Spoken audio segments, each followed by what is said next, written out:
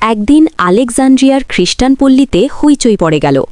কেউ একজন গতরাতে যীশুখ্রিস্টের প্রস্তর নির্মিত প্রতিমূর্তির নাক ভেঙে দিয়েছে। খ্রিস্টান উত্তেজিত হয়ে উঠেছে।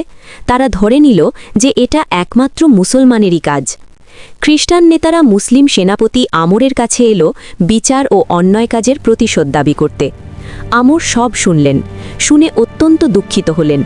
ক্ষতিপূরণ স্বরূপ তিনি প্রতিমূর্তিটি সম্পূর্ণ নতুন করে তৈরি করে দিতে চাইলেন। কিন্তু খ্রিস্টান নেতাদের প্রতিশোধ নেবার বাসনা ছিল অন্যরূপ। তাদের সংকল্প প্রকাশ করে একজন খ্রিস্টান নেতা বলল, যীশু খ্রিস্টকে আমরা আল্লাহর পুত্র মনে করি। তার প্রতিমূর্তি এরূপ অপমান হওয়াতে আমরা অত্যন্ত আঘাত পেয়েছি। অর্থ এর যথেষ্ট ক্ষতিপূরণ নয়। আমরা চাই আপনাদের নবী মোহাম্মদের প্রতিমূর্তি তৈরি করে ঠিক অমনিভাবে অসম্মান করি।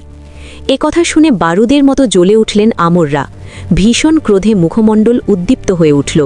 কিছুক্ষণ নীরব থেকে নিজেকে সংযত করে নিয়ে তিনি খ্রিস্টান বিশপকে লক্ষ্য করে বললেন, আমার অনুরোধ, এ প্রস্তাব ছাড়া অন্য যে কোনো প্রস্তাব করুন, আমি তাতে রাজি আছি।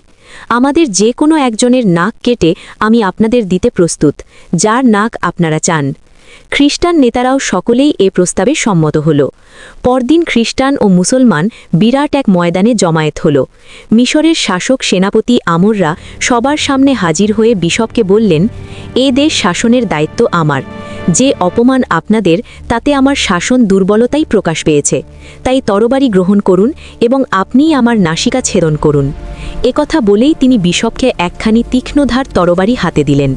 জনতা স্তব্ধ হয়ে দাঁড়িয়ে আছে। খ্রিস্টানরা স্তম্ভিত, চারদিকে থমথমে ভাব। সে নীরবতায় নিঃশ্বাসের শব্দ করতেও যেন ভয় হয়। সাহসা সেই নীরবতা ভঙ্গ করে একজন মুসলিম সৈন্য এলো। চিৎকার করে বলল, আমিই দোষী, সিপাহ সালারের কোনো দোষ নেই। আমি মূর্তির নাসিকা কর্তন করেছি, এইটা আমার হাতেই আছে। সৈন্যটি এগিয়ে এসে বিশপের তরবারির নিচে নিজের নাসিকা পেতে দিল। স্তম্ভিত বিশপ, নির্বাক সকলে। বিশপের আত্মরাত্মা রোমাঞ্চিত হয়ে উঠল।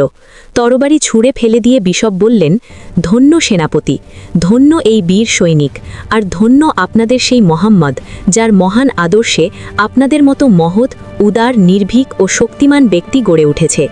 যীশু খ্রিস্টের প্রতিমূর্তির অসম্মান করা অন্যায় হয়েছে সন্দেহ নেই, কিন্তু তার চাইতে অন্যায় হবে যদি আজ আমি এই সুন্দর ও জীবন্ত দেহের অঙ্গহানি করি।